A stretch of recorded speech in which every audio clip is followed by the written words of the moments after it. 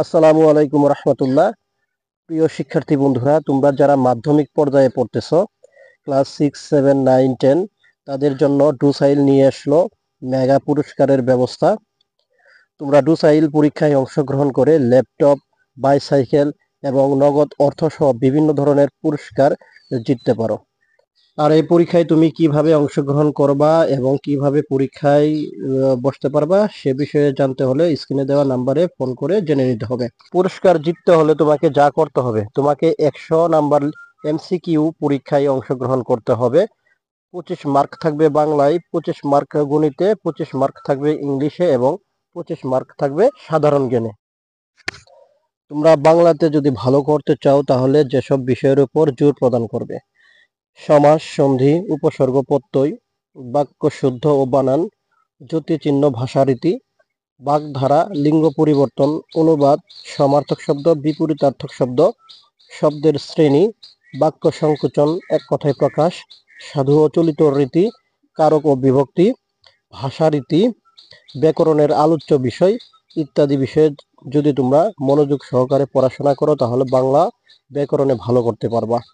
আর বিশেষ করে যে বাংলা সাহিত্যের লেখকবৃন্দ রয়েছেন তাদের বিষয়ে বলতে হয় কবি পরিচিতি: রবীন্দ্রনাথ ঠাকুর, কবি কাজী নজরুল ইসলাম, জসীমউদ্দিন, মাইকেল মধুসূদন দত্ত, প্রমোদ চৌধুরী, ঈশ্বরচন্দ্র বিদ্যাসাগর, শরৎচন্দ্র চট্টোপাধ্যায়, রাজা রামমোহন রায়, জীবনানন্দ দাশ, জহির রায়হান, মীর মশাররফ হোসেন, সৈয়দ শামসুল হক, সৈয়দ ওয়ালিউল্লাহ আলাওল, শওকত ওসমান, শামসুর রহমান, বেগম রোকেয়া সহ বিভিন্ন লেখকের তোমরা জীবনী এবং তাদের গ্রন্থসমূহ ভালো করে পড়তে পারো, তাহলে আশা করি বাংলা বিষয়ে ভালো করতে পারবা।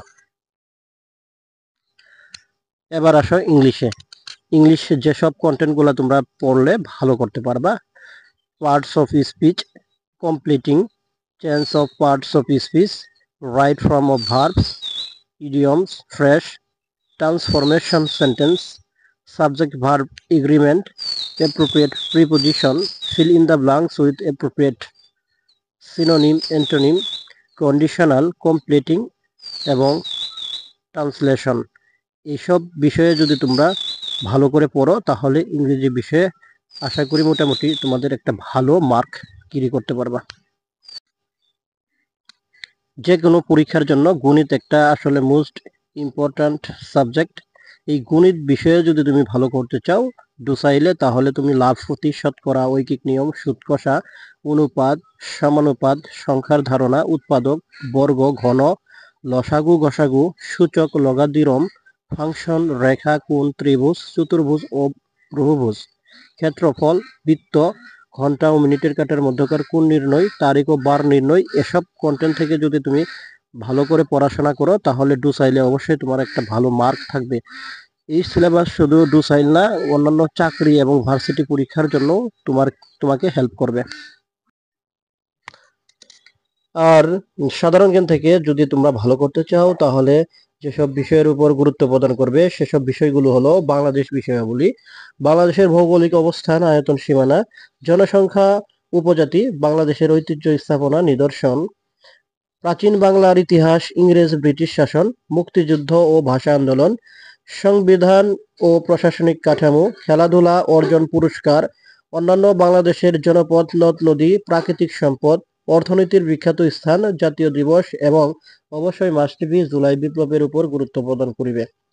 তারপর আন্তর্জাতিক বিষয়ে যদি তুমি ভালো করতে চাও তাহলে মহাদেশ পরিচিতি, ভৌগোলিক সীমানা, সীমারেখা, প্রণালী, দ্বীপ, সাগর, মহাসাগর, চুক্তি, সম্মেলন, সংগঠন, সংস্থা, দেশ ও মুদ্রা, রাজধানী, জাতিসংঘের অঙ্গ সংগঠন, পুরস্কার, খেলাধুলা, এসব বিষয়ে গুরুত্ব প্রদান করবে।